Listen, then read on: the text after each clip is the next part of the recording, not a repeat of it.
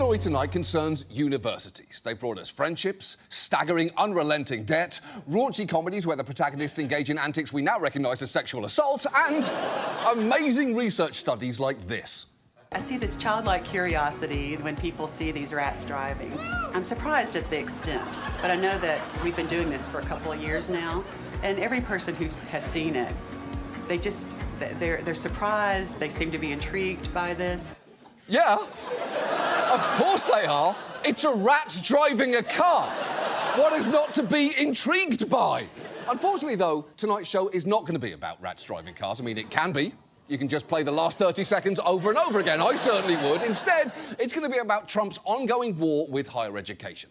In his last presidential campaign, Trump promised to target universities, especially those that he said were engaging in racial discrimination, suggesting the universities have become increasingly hostile to white students. And as protests against the war in Gaza broke out across campuses, his campaign rhetoric escalated. To every college president, I say remove the encampments immediately, vanquish the radicals, and take back our campuses for all of the normal students who want a safe place from which to learn. OK. A pledge to take back our campuses for all the normal students. Might be one of the most lots to unpack there of all the theirs we've ever unpacked. And with all due disrespect, what the fuck does Donald Trump know about being normal? Vanquish the radicals is the weirdest possible way to say anything. It is a supervillain phrase, right up there with guards seize them or let's round up all the. And for the record, college isn't the place to be normal. It's the place to eat like a complete monster, get weirdly into posters for the one and only time in your life, and audition different personalities. It's for reinvention. It's the first time that you won't be around the people who've known you forever, so you can change your hair, clothes, everything. Were you Stuffy Patrick in high school? Well, in college, you can be Pat, or if you can pull it off, Trick. Ooh. You're not Patrick. Who's that? He sounds like a kid who cried on the bus in 4th grade because it looked like he peed his pants, even though it was just sweat, but no one believed him and they never let him forget about it, even in high school. Patrick sounds like a real square, but that can never be you because you're Trick now. Trick. Yeah. Trick's chill. Trick vapes. Trick can take the train by himself. I heard Trick's last name was Nasty, not figuratively, literally. Trick Nasty. Trick didn't bring a special note to school excusing him from changing in front of the other boys in gym class. That was Patrick, and he's dead now because you're Trick. And Trick's good at taking his pants off. Trick knows what he wants at the restaurant, and Trick's phone is always charged. When Trick tells people that wet spot on his car goes his sweat, everyone believes him. Nice sweat, Trick. Trick's not sus. Trick low-key rips. Trick, and this is true, fucks. Trick Nasty. Anyway, the point is, Trump has long held a grudge against higher education, and now that he's in power, he is acting on it. Among other things, he's targeting the billions of dollars that flow to universities for things like scientific research in order to bend them to his will. He's done this to schools all over the country, including Harvard, which he justified like this. Harvard's got to behave themselves. Harvard is treating our country with great disrespect, and all they're doing is getting in deeper and deeper and deeper. They've got to behave themselves. You know, I'm looking out for the country and for Harvard. I want Harvard to do well. I want Harvard to be great again, probably. I do love that he felt the need to tack on a probably at the end there.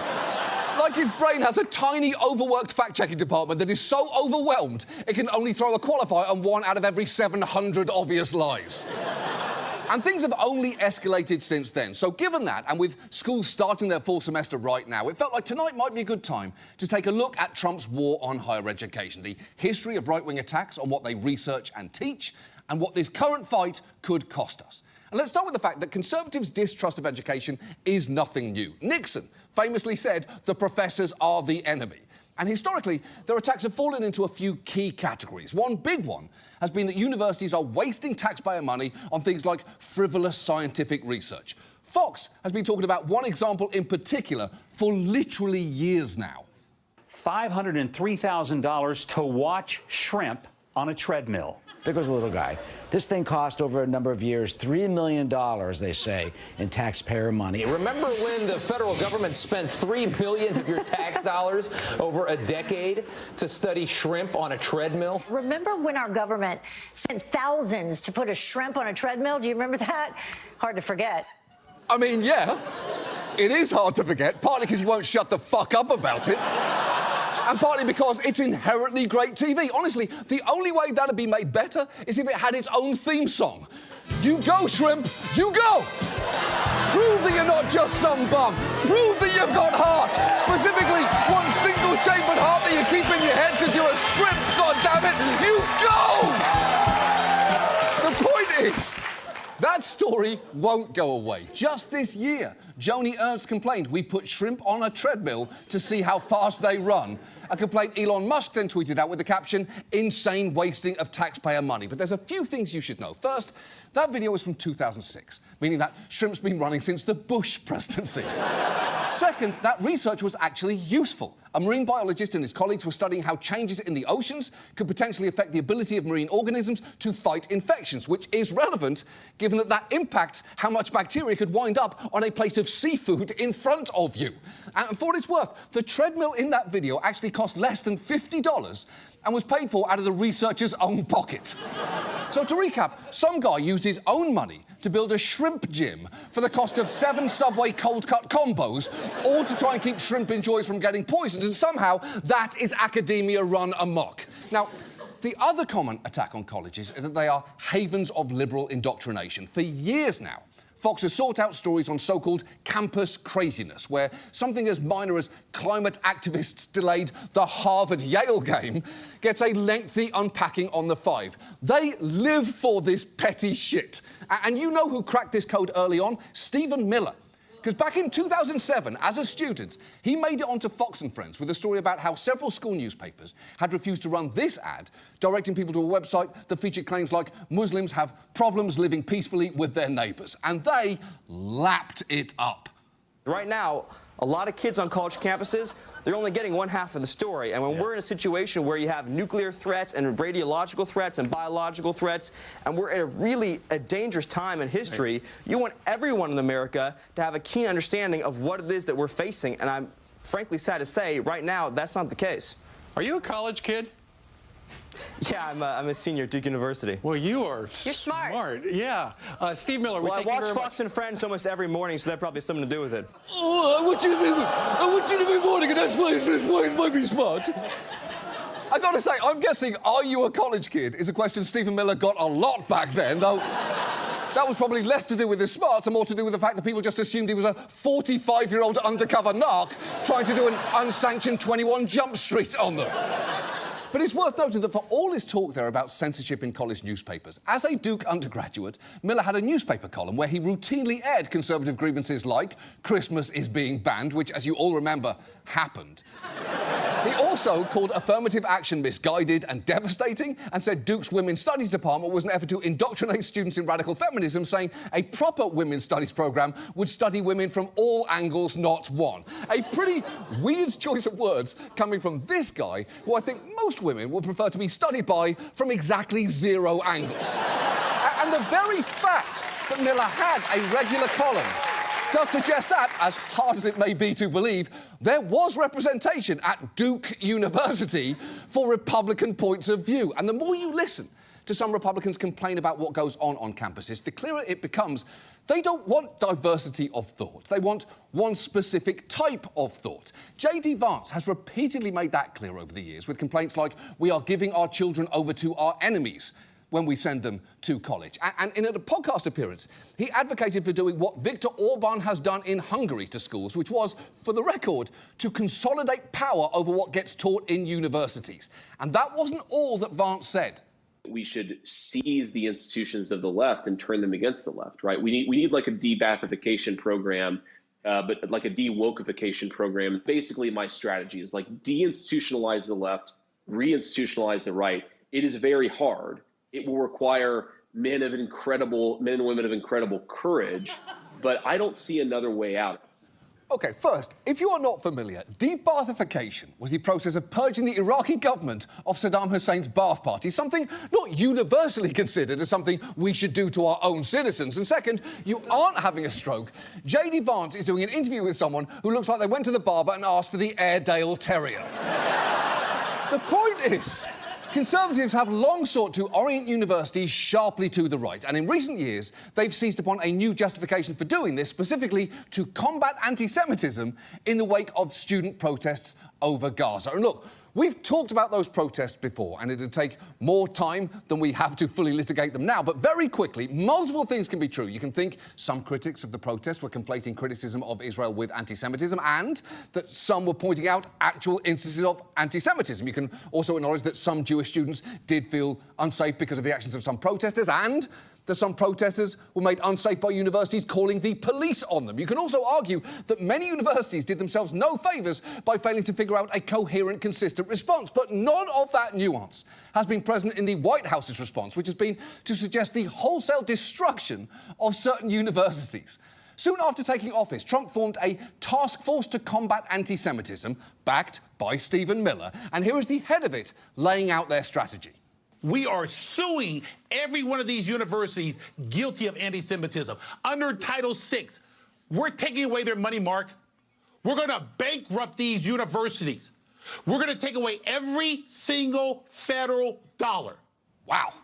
He is coming in pretty hot there. And for the record, I actually agree with that screaming madman in that it'd obviously be great to get rid of anti-Semitism in college and everywhere else. Hold for applause. And look, if colleges were spending all their federal money on inventing a big automatic anti-Semitism generator, then yeah, it would make sense to take their money away. But the thing is, they're not doing that, partly because it seems to be Elon Musk's project.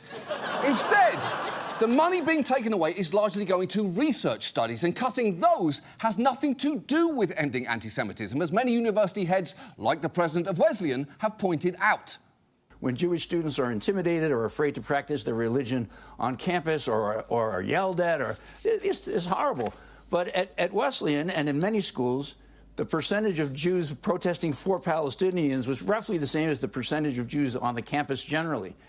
The idea that you are attacking anti-Semitism by attacking universities, I think is a complete charade. It's just an excuse for getting the universities to conform. Right, it's obviously bullshit. The very idea that Trump's actions are part of some great effort to defend the Jewish people is, as charades go, slightly less convincing than a toddler playing hide and seek. Wow, where's Brian? All I see is a chair and then most of Brian. What an illusion has been cast here. And there are some telltale signs that this isn't really about anti-Semitism concerns, with perhaps the biggest one being that all of this is coming from a president who, deep breath, reportedly kept a book of Hitler's speeches by his bed, dined with a Holocaust denier, brought people into his administration with records of advancing anti-Semitic tropes and conspiracy theories, including a spokeswoman at the fucking Pentagon, apparently said during his first term that Hitler did a lot of good things and asked his generals to be more loyal, saying, "Why can't you be more like Hitler's generals?" Posted an image using the shape of a Star of David to accuse Hillary Clinton of being corrupted by money, was endorsed in his first election by both David Duke and the KKK, and also, just 2 months ago, told a rally crowd that thanks to him, they wouldn't have to deal with bankers who were, quote, Shylocks. Hearing that Trump is suddenly waging war against anti-Semites is like hearing Billy Joel is waging war against dads from Long Island. Are you really doing that? Because you always seemed so very close. And yet that is how Trump is justifying his current assault on higher education. And it is worth looking at exactly what he's doing, because it's pretty grim. And let's start with one of his first major targets, Columbia. It was a prominent scene of protests over Gaza, and at the beginning of March, it was notified by Trump's anti-Semitism task force, you know, this guy's team, that its grants were under review.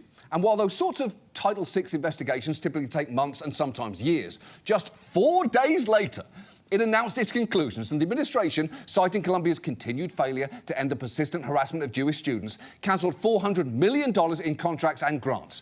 Just a week later, it sent Columbia a letter giving them 7 days to comply with a new list of demands, which were extensive, including calling for the university to deliver a plan of comprehensive admissions reform and install new oversight of the university's Middle Eastern, South Asian and African Studies department. It was an extreme degree of government intrusion, which is what made it so dispiriting when this happened.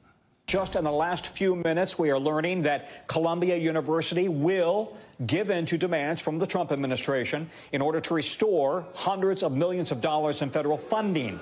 It appears that in some way, shape, or form, Columbia has agreed to pretty much all of the president's demands.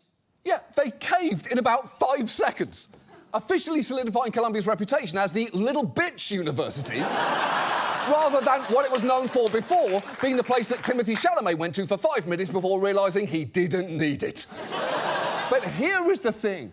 That capitulation didn't put an end to it, because the administration just kept escalating things further, freezing all of Columbia's remaining NIH funding, amounting to about $700 million in total, and even threatening Columbia's accreditation.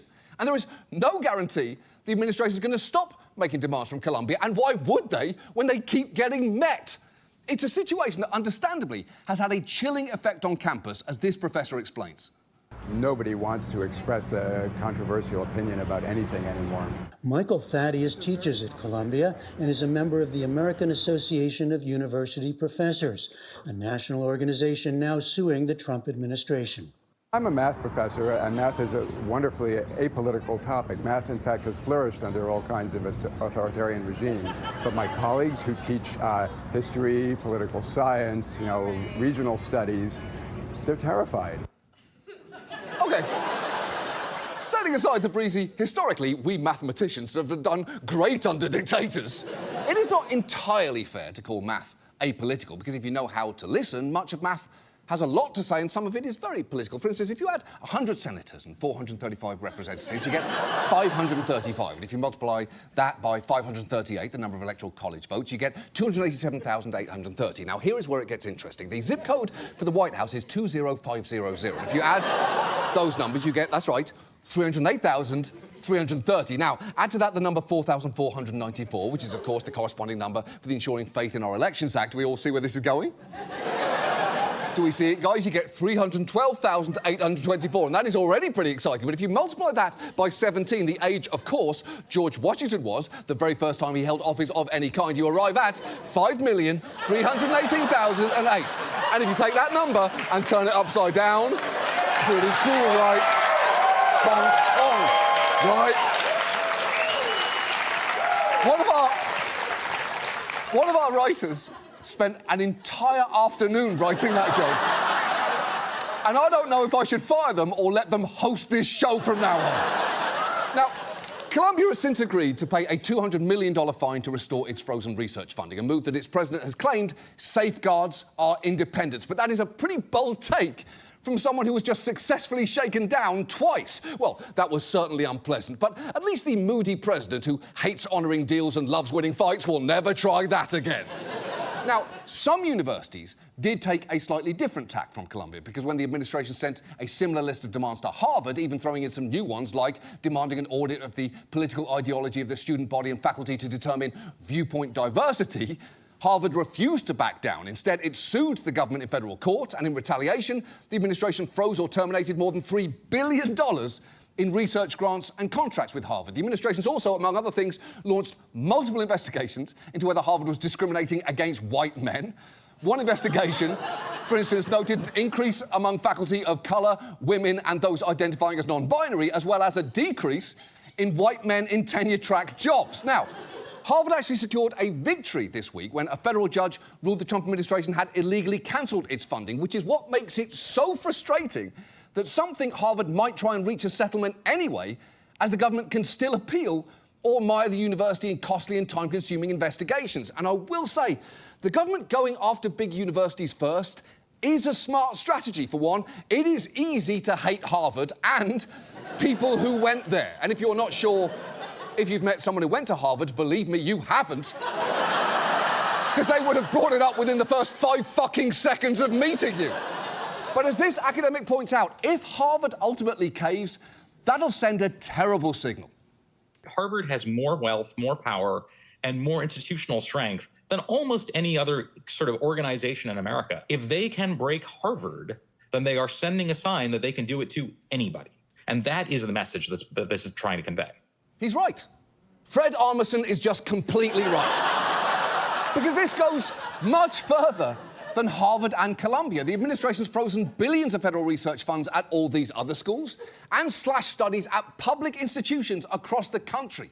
Even universities who tried pre-capitulating have found themselves out of luck. Northwestern tried to get ahead of things by releasing a list of steps it had taken to combat anti-Semitism that closely tracked with a list of demands the Trump administration had given to Colombia.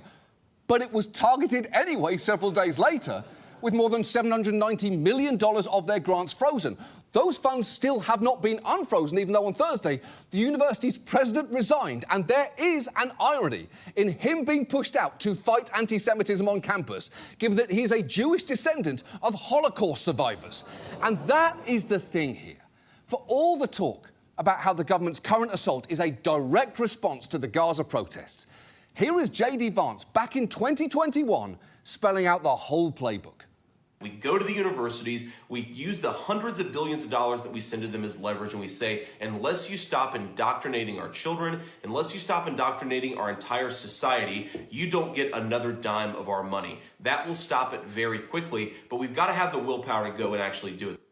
Right, and that is the exact same plan as now, just hastily remodeled to be about fighting anti-Semitism and expecting no one to notice. It's basically the rhetorical equivalent of when a random business clearly used to be a Pizza Hut. Oh, tax accounting my arse. You're not fooling anyone. The place still stinks of stuffed crust. And at this point, it's worth talking about what we are losing here, because the administration has been slashing grants all over the place. Sometimes, as at Columbia and Harvard, as a form of ransom, but other times, as with the cuts directed by DOJ, to send a clear message about what sort of work is no longer in favour. Internal documents have revealed many of the specific grants targeted were singled out because they dealt with things like gender identity, DEI in the scientific workforce, and environmental justice. And the end result of all this is, as one researcher put it, the science in this country is going to be destroyed. Disruptions in NIH grants have already affected research on things like Alzheimer's, cancer, and substance use. And the thing is, even if Trump's cuts get reversed, you can't always start and stop studies whenever you like. Some involve clinical trials and human patients who will now find themselves suddenly without treatment, as this cancer researcher explains. We're very worried because what's happening is that one day we hear our grants are cut, and the next day we have to say to a patient, sorry, no more money's coming in, so we can't treat you on this trial anymore. And could that patient die as a result? Absolutely, because these patients are on clinical trials because they have no other options. Look, I feel terrible for patients in that situation, but also for the doctors, because that is a tough conversation to try to navigate. Bad news, you can't have medicine anymore. Oh, OK, why? Because the president doesn't like anti-Semitism. Really? No, not really. He just cares a lot about ideological diversity at colleges. Really? No, not really. His brain is functionally pudding now, but the people around him told him to do it and he said fine. OK, but I'm sorry, what does any of that have to do with me? Oh, absolutely nothing. Got it, thanks so much for explaining things. Dies. And while the costs there are obvious, even science with less immediate practical impact can wind up being incredibly useful. Remember, that shrimp on a treadmill was ultimately about keeping bacteria out of seafood. Drugs like Ozempic are based on a hormone identified in an NIH-funded study of Gila monster venom. A study of how bees optimise their nectar foraging led to an algorithm that now powers the $130 billion web hosting industry. Even that study of rats in a car discovered that certain stress hormones in the rats' poop changed as they learned to drive, a finding which may now inform future behavioural treatments for mental health. The point is, somewhere out there is a weird little tree frog that jizzes the cure for cancer.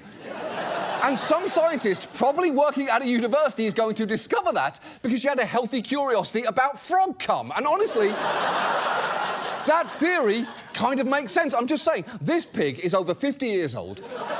Most pigs don't live that long. What does she do that most pigs don't? This guy right here. All I'm saying is, maybe there's a fountain of youth and it's located between two green spindly legs. Sometimes. Science involves asking weird questions and getting unexpected answers. And the thing is, if we lose this vital university research, there's no real replacement for it. Private industry isn't going to pick up the slack here because these studies don't often have a clear immediate return on investment. As the head of Arizona State points out, when we invest in research, that actually helps the private sector, which is probably something we should talk about a lot more often. I left my iPhone out because everybody thinks that this iPhone 16 is the product of the genius, and he was a genius, of Steve Jobs. Hardly. There were probably, by my estimation, 5,000 academic research groups through the decades that had something to do with the technology I'm holding in my hand. Nobody even knows they exist.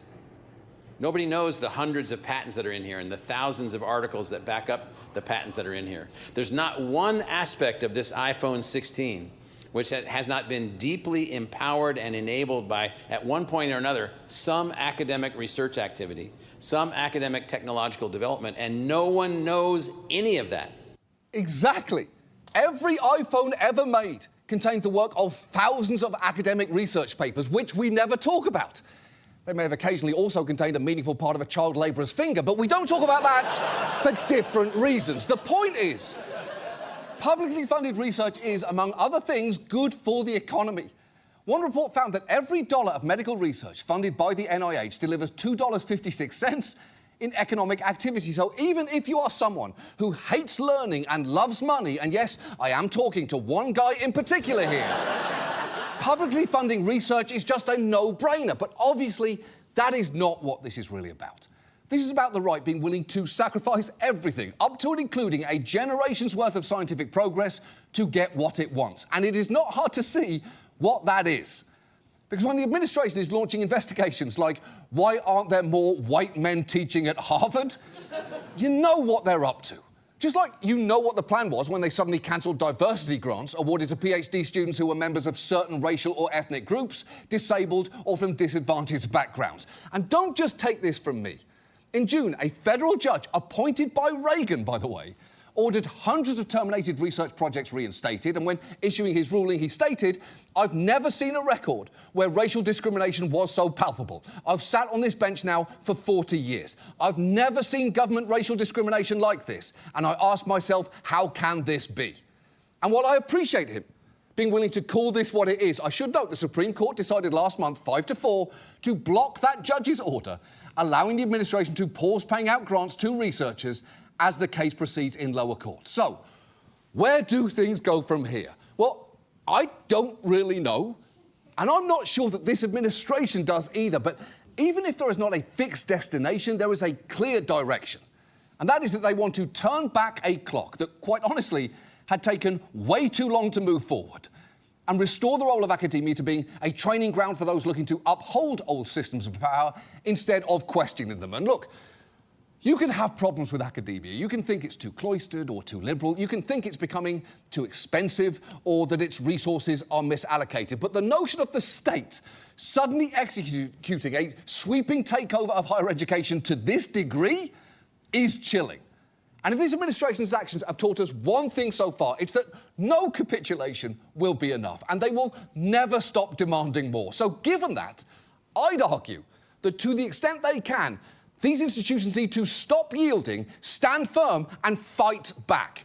Because while I do get the appeal of thinking just one more concession, one more payoff might safeguard your independence or let you live to fight another day, it's worth asking, at what point have you compromised so much that the thing you're supposed to be defending is gone?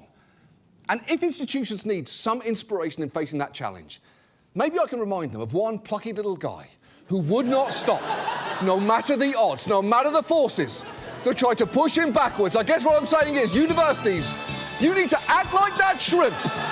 Get your head down and pump your 20 legs like your fucking life depends on it. Get out there and show people who you